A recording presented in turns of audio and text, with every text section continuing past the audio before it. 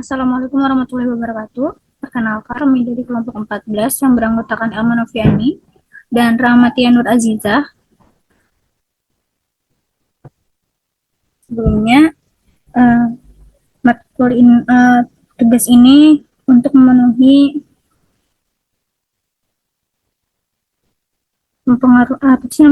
tugas ini untuk memenuhi matkul ekonometri kedua yang diampu oleh Bapak Syahrial Sadiq. Untuk mempersingkat waktu, saya izin memberikan kepada Rahmatia Nur Azizah untuk menjelaskan pokok-pokok bahasan yang akan dibahas di model importance performance analisis selanjut ini.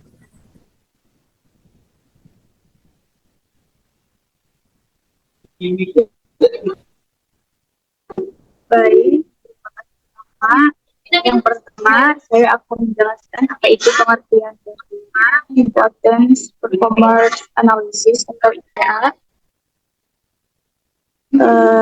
Model important performance analysis atau IPA ini sendiri merupakan pengembangan dari metode IPA konvensional dengan mengintegrasikan pendekatan ekonomi IPA untuk memperoleh hasil analisis yang lebih objektif dan bersifat kausal.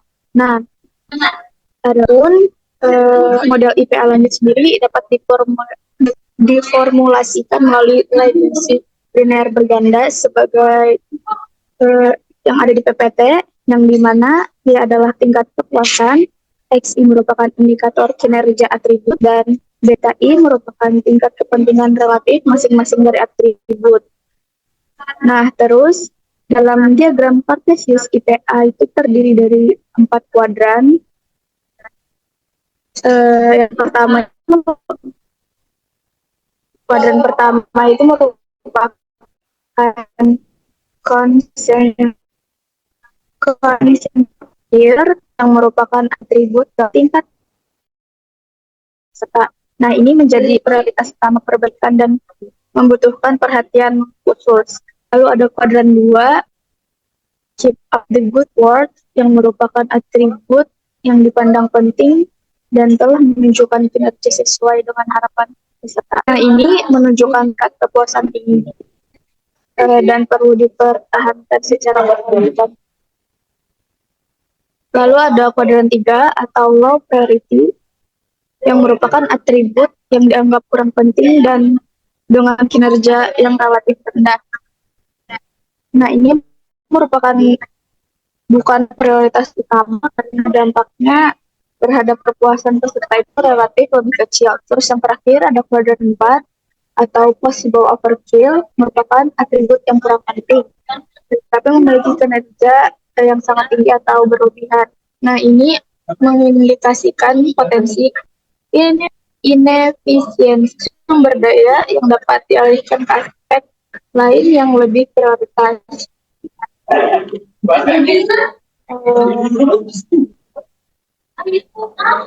Terus ada kelebihan dan kelemahan dari model important performance analysis. Yang pertama itu lebih objektif dalam mengukur kepentingan. Nah, ini maksudnya IPA lanjut ini dapat mengurangi bias subjektivitas dan menghasilkan ukuran kepentingan yang lebih objektif. Terus yang kedua itu mampu menjelaskan hubungan kausal. Nah, IPA lanjut ini tidak hanya bersifat deskriptif, tetapi juga analisis dan prioritas. Hasil pemetaan kuadran IPA ini menjadi lebih akurat dalam menetapkan atribut yang benar-benar perlu diprioritaskan untuk perbaikan. Terus fleksibel dalam penggunaan model. Nah, model IPA lanjut ini bersifat fleksibel karena dapat diintegrasikan dalam berbagai pendekatan ekonometrikal seperti regresi linear berganda. Terus yang terakhir itu kelebihannya yaitu mendukung pengendalian keputusan berbasis data. Nah, IPA lanjut ini memberikan dasar empiris yang kuat bagi pengambil keputusan. Selanjutnya itu kelemahan model importance commerce analysis dapat dijelaskan oleh Elna.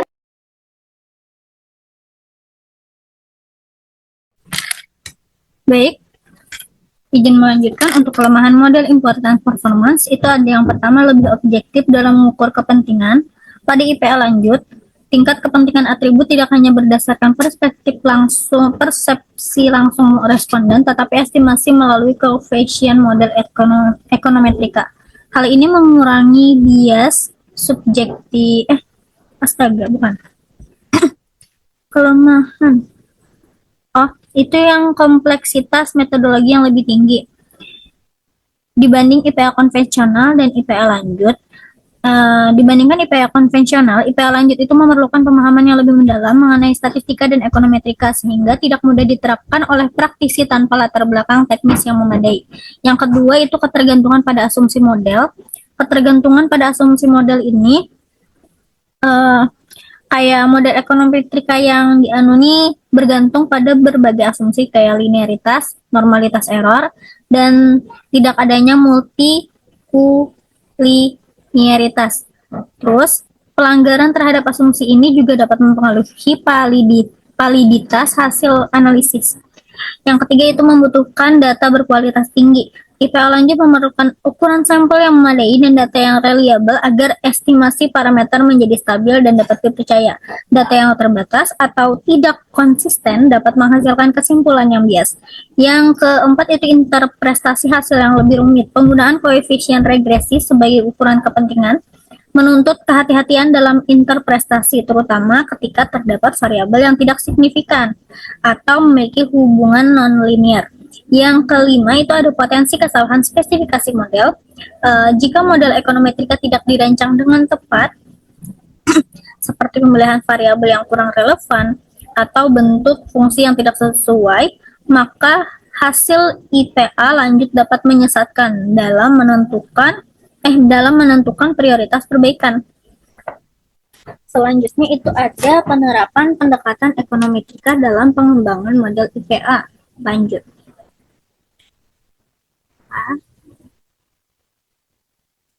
Itu penerapan pendekatan ekonometrika dalam pengembangan model importance performance analysis atau IPA lanjut merupakan salah satu inovasi metodologis yang bertujuan untuk meningkatkan kemampuan IPA dalam menghasilkan informasi yang lebih akurat dan bermakna secara statistik.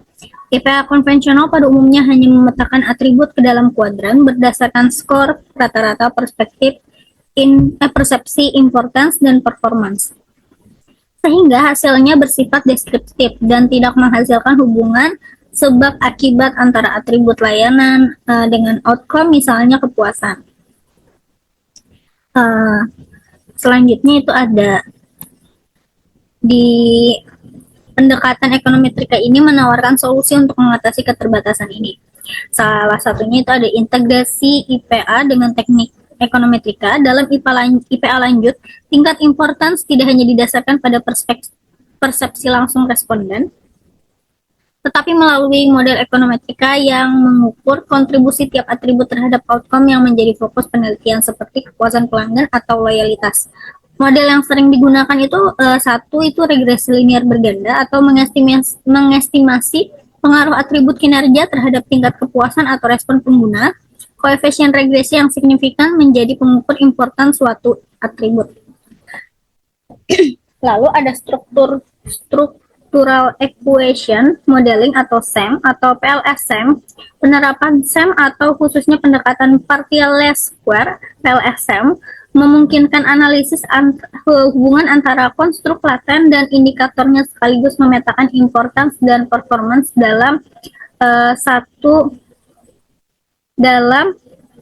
kerangka yang terintegrasi.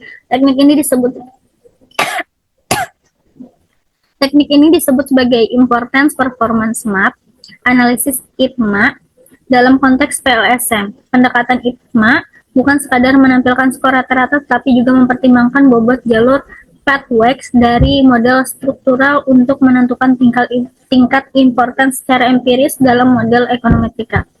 Yang kedua itu ada manfaat pendekatan ekonometrika. Penerapan ekonometrika dalam IPL lanjut memberikan beberapa manfaat penting. Yang pertama itu mengukur kontribusi nyata atribut yang atau kontribusi nyata dari setiap atribut terhadap outcome berdasarkan hasil koefisien yang diestimasi, bukan sekadar skor persepsi rata-rata responden. Yang kedua, memperkuat keputusan manajerial, memperkuat dasar pengambilan keputusan. Memperkuat keputusan manajerial karena hasil yang diperoleh didukung oleh analisis statistik dan uji signifikasi, sehingga prioritas perbaikan yang diidentifikasi lebih berdasar data nyata. Yang ketiga itu meningkatkan kekuatan ilmiah temuan. Yang ketiga, memungkinkan pengujian hipotesis terhadap atribut mana yang benar-benar mempengaruhi outcome, misalnya kepuasan pelanggan, sehingga temuan lebih robust secara ilmiah. Baik, itu saja presentasi dari kami dengan judul Model Importance Performance Analysis lanjut. Dari teman-teman, jika ada yang bertanya disilahkan. Terima kasih.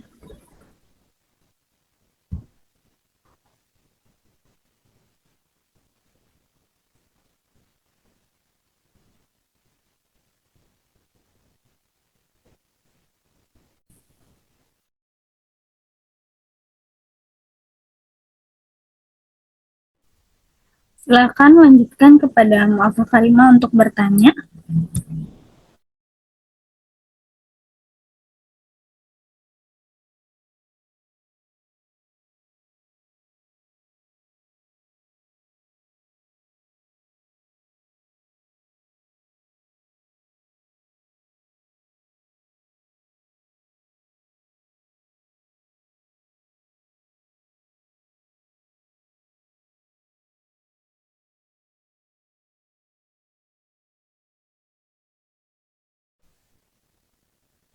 Oke. Aduh, apa yuk tadi pertanyaannya yuk? Ah, eh, diulang kan nih pertanyaannya? Boleh, boleh. Mantap. Jadi ini, misalkan ada sebuah platform e-commerce atau digital yang menggunakan model IPA lanjutan seperti yang Bu Handika menjelaskan tadi loh, dalam menentukan prioritas peningkatan layanan seperti kecepatan aplikasi dan kualitas customer service. Nah, terus dari hasil analisis tadi itu menunjukkan bahwa kecepatan aplikasi memiliki koefisiensi regresi yang rendah akibat adanya gejala multikolonialitas dengan variabel lain, sehingga atribut ini tidak masuk prioritas utama dalam perbaikan. Nah, jadi Bro, pertanyaan aku tuh, kira-kira sejauh mana kesalahan atau keterbatasan model ekonometrika seperti gejala multikolonialitas atau asumsi linearitas tuh dalam IPA lanjut dapat menyebabkan perusahaan salah menentukan prioritas layanan digital. Padahal secara nyata kecepatan aplikasi sangat mempengaruhi kepuasan customer. Nah, kayak gitu. Pertanyaannya aku kirim kah? Ya, boleh tolong ya.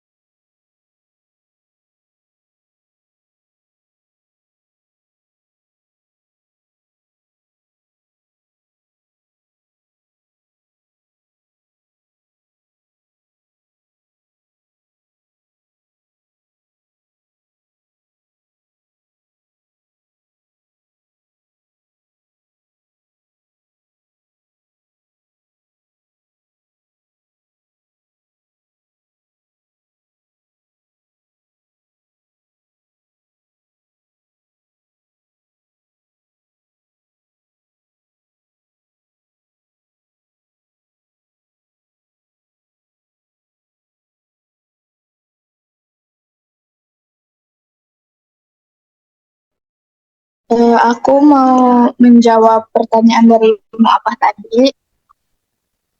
Jadi tadi kan pertanyaannya itu kayak kira-kira sejauh mana nih kesalahan atau keterbatasan model dari ekonomi kita dalam IPA lanjut itu bisa menyebabkan perusahaan salah menentukan prioritas layanan digital. Nah, padahal kan secara nyata itu kecepatan aplikasi sangat mempengaruhi kepuasan penggunanya.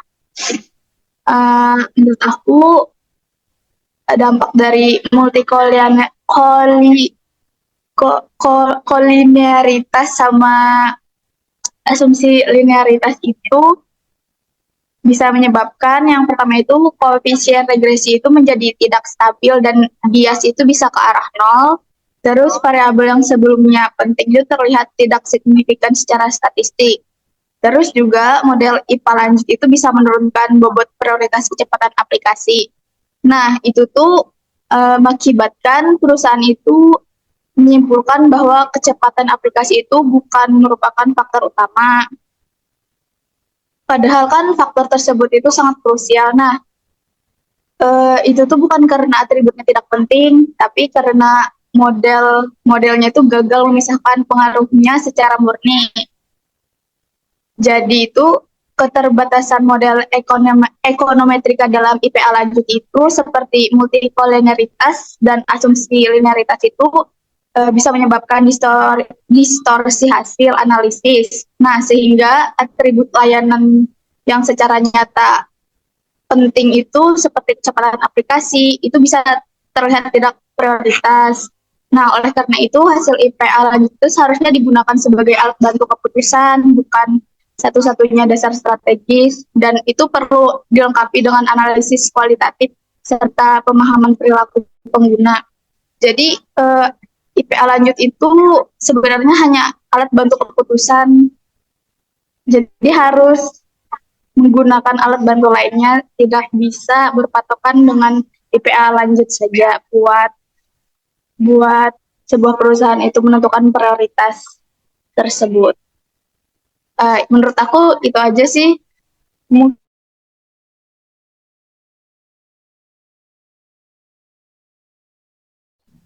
Bagaimanamu, Alfa Karimah? Oke, terima kasih untuk teman-teman yang lain yang juga ada pertanyaan bisa uh, disebutkan ya. Pertanyaannya mau bertanya apa?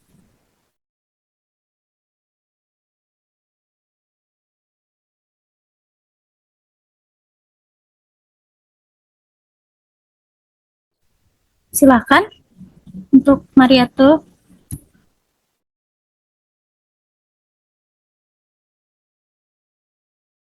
Izin bertanya, kedengaran aja lah suaraku. Kedengaran. Oke. Ini berdasarkan kasus UMKM loh, di mana pelaku UMKM tuh fokus pada packaging, tapi penjualannya malah kada signifikan. Nah, dengan model IPA lanjut nih, bagaimana cara mengidentifikasi apakah dengan meningkatkan packaging tuh berpengaruh terhadap loyalitas konsumen dibandingkan rasa atau harga? Paham aja lah. Ya, dipahami. Bisa tolong Oke deh. kirimkan secara teks? Oke. Aku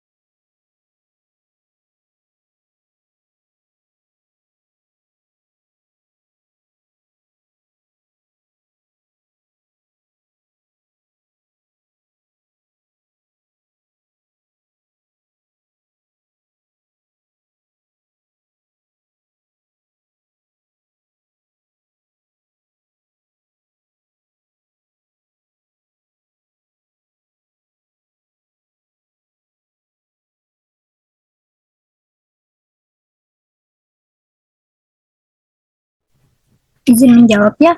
Sesuai pertanyaannya tadi, berdasarkan kasus UMKM, di mana pelaku fokus pada packaging, tapi penjualan malah tidak signifikan. Nah, dengan model IPI lanjut ini, bagaimana cara mengidentifikasi apakah packaging benar-benar berpengaruh uh, terhadap loyalitas konsumen dibandingkan rasa atau harga? Cara untuk mengidentifikasi packaging ini berpengaruh terhadap loyalitas konsumen dibandingkan rasa atau harga menggunakan IPA itu. Nah, salah satunya itu caranya dengan mengidentifikasi atribut. Karena atribut itu lumayan mempengaruhi loyalitas, kayak sekedar packaging lucu aja bisa mempengaruhi loyalitas konsumen terkadang, walaupun rasanya mungkin kurang atau dari segi harga lumayan lebih mahal atau pricey. Uh, itu tuh masuk atribut-atribut yang mempengaruhi, kayak packaging itu masuk rasa, harga, produk kualitasnya, dan pelayanan pelanggannya. Jadi dari yang aku jelaskan tadi tuh, packaging itu masuk dalam atribut-atributnya. Selain misalnya packagingnya kurang tapi rasanya oke, itu juga bisa mempengaruhi. Karena ini fokus ke packaging, jadi aku benarkan bahwa packaging itu bisa mempengaruhi loyalitas konsumen. Untuk yang kedua itu ada survei konsumen. Biasanya konsumen itu biasanya kita bisa melakukan survei kepada konsumen untuk mengetahui kayak tingkat kepentingan atau importance terhadap dari atribut-atributnya itu, terus kayak tingkat kepuasan atau performance dari masing-masing atribut yang tadi. Itu yang kayak packaging tadi tuh, itu kalau dilakukan survei misalnya orang melihat sekedar packaging lucu kan kita pembeli misalkan gitu. Terus kan tadi bagaimana cara mengidentifikasi apakah packagingnya tuh jujur-jujur kada tuh, plotkan hasil survei ke dalam grafik IPA dengan sumbu X misalnya itu tingkat kepentingan atau importance, dan sumbu Y itu tingkat kepuasan atau performance. Mengidentifikasinya kuadran-kuadrannya itu sama yang kayak dijelaskan tadi, kayak atribut itu penting dan itu memiliki kepuasan yang tinggi juga dan bisa bekerja dengan lebih baik. Misalnya atributnya itu bisa menarik loyalitas konsumen. Nah, jika packaging itu di kuadran 2, maka packaging merupakan atribut yang penting tapi uh, memiliki kepuasan yang rendah. Misalnya kayak ini kan kuadran 2 itu kan atribut yang penting tapi memiliki kepuasan yang rendah, atau konsentrat here tulisan yang di PPT tadi. Nah, itu tuh packaging ini penting juga tapi itu kayak kepuasannya rendah, yang dimana kadang misalnya orang sudah bosan dengan packaging itu, bisa aja orang beralih ke packaging yang lain, dan itu berarti yang mana kita harus berinovasi terus. Misalnya terlalu fokus ke packaging, nah berarti bahwa ke packaging itu perlu diperbaiki untuk meningkatkan loyalitas konsumen. Terus jika packagingnya tuh kayak di kuadran 1 loh, itu berarti bahwa packaging itu sudah efektif dan meningkatkan loyalitas konsumen. Jadi harus menyesuaikan dua interpretasi hasilnya itu kan di mana masuknya gitu. Nah, terus misalnya di kuadran 3 atau 4, maka packaging tidak merupakan atribut yang penting dalam meningkatkan loyalitas konsumen. Kalau misalkan dibandingkan dengan rasa atau harga, packaging dengan rasa atau harga itu bisa menggunakan model API yang kayak bersurvei pulang kayak itu. Nah, gitu kira-kira paham lah. Kalau ada tambahan dari Tia bisa tolonglah.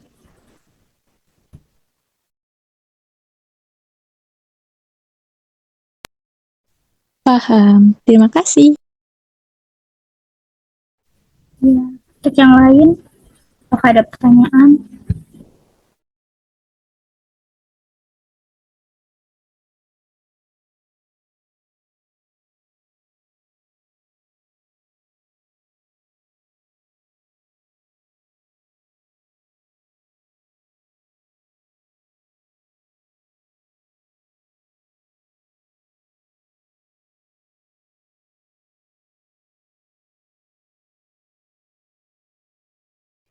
Kalau tidak ada pertanyaan, kami izin tutup presentasi hari ini dari kelompok 14. Salah katanya mohon maaf, karena saya membuka dengan salam, jadi saya menutup dengan salam. Wassalamualaikum warahmatullahi wabarakatuh.